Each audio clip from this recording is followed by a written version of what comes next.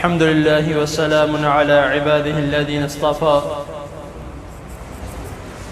اللهم صل وسلم على نبينا محمد صلی اللہ علیہ وسلم اما بعد. ذات محترم، اللہ تعالیٰ کی توفیق سے نماز میں خشوع و خضوع کی ترغیب کا بیان آپ کے سامنے اختصار کے ساتھ بیان کیا جا رہا.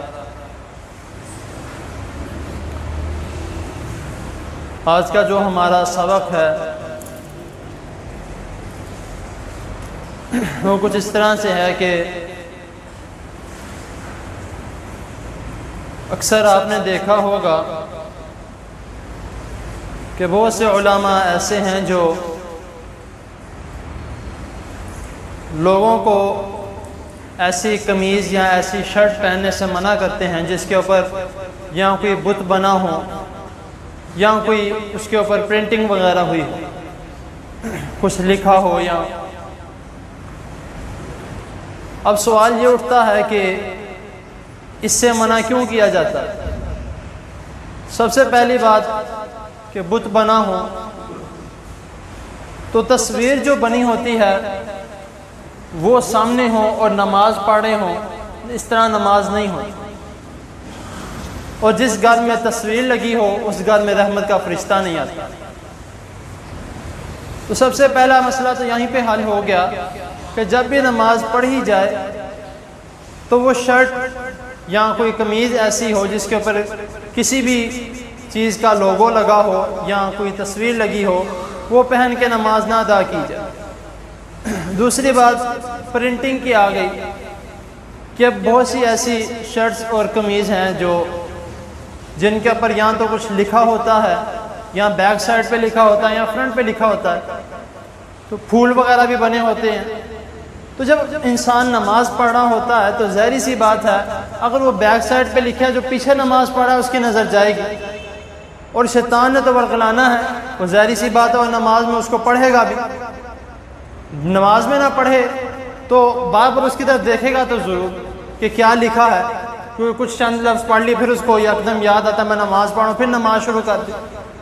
اس طرح نماز پڑھنے سے نماز کا جو کچھ چند حصہ ہے شیطان کے تنگ کرنے کی وجہ سے، وسوسے ڈالنے کی وجہ سے وہ خراب ہو جاتا ہے. تو نماز میں نمازی جو ہے وہ نماز سے غافل ہو جاتا ہے، اس میں مشغول ہو جاتا ہے جو چند چیزیں وہ دیکھ رہا.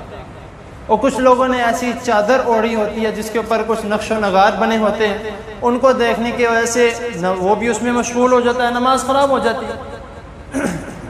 ابھی میں نے تمہید اس لیے باندھی ہے کہ اسی طرح حدیث میں متفق علیہ حدیث ہے بخاری کی اور مسلم کی. بخاری میں حدیث نمبر 374 اور مسلم میں حدیث نمبر 1228 میں حضرت عائشہ رضی اللہ تعالی عنہ بیان کرتی ہیں کہ رسول اللہ صلی اللہ علیہ وسلم کو ایک انجوانی چادر جو حضرت ابو جہم رضی اللہ تعالی عنہ نے تحفے کے طور پر ان کو دی تھی، تو اس پر کچھ پھول وغیرہ بنے ہوئے تھے. تو رسول اللہ صلی اللہ علیہ وسلم اس چادر میں نماز ادا کر رہے تھے. تو نماز ادا کرتے کرتے اس پھول کی طرف نظر پڑ گئی، تو آپ نے نماز ادا کرنے کے بعد کہا کہ اس چادر کو میرے پاس سے لے جاؤ، یہ میری نماز کو خراب کر رہی.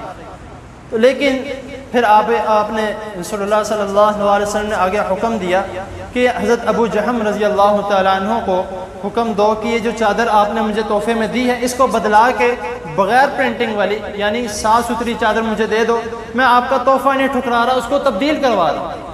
تو تبدیل کروا کے آپ نے پھر اس میں یعنی کہ وہ استعمال کی. تو بات کرنے کا مقصد یہ ہے کہ ہمیں اکثر خیال کرنا چاہیے کہ جب اپنی نماز کا بھی اور جس کے ساتھ نماز پڑھے ہیں جو آپ کے پیچھے نماز پڑھا اس کی نماز کا بھی خیال کرنا چاہیے. اگر ہم یہ چاہتے ہیں کہ ہماری نماز خراب نہ ہو تو ہمیں یہ بھی کوشش کرنی چاہیے کہ ہمارا جو ہمسایہ ہے، نمازی دوست ہے، بھائی ہے، اس کی بھی نماز خراب نہ ہو. اگر اپنی بھی نماز خراب ہو سکتی ہے، وہ کس طرح؟ کیونکہ جب ہم نے اپنی شرٹ یا قمیض پہ اس طرح کچھ بنوایا ہوگا یا پہلے سے ہے، اس کو دیکھنے سے ہماری اپنی نماز بھی خراب ہو سکتی ہے. تو کوشش یہ کرنی چاہیے نماز کے دوران ایسی کوئی چیز نہ پہنی جائے. اور ہاں، اگر گھر میں بھی نماز پڑھ رہے ہوں یعنی کہ سنت نوافل اگر گھر میں جا کے پڑھ رہے ہوں تو کسی ایسی چیز کے سامنے کھڑے ہو کے نماز نہ پڑھی جائے کہ اس کی طرف دھیان جا کے اپنی نماز خراب کر لی جائے۔ اور بعض مساجد میں بھی اس طرح ہوتا ہے کہ جس جگہ پہ قبلہ ہوتا ہے وہاں پہ انہوں نے ٹائلیں کچھ اس طرح کی لگائی ہوتی ہیں کہ اس طرف بار بار نظر جاتی ہے، تو اس میں بھی خیال کرنا چاہیے۔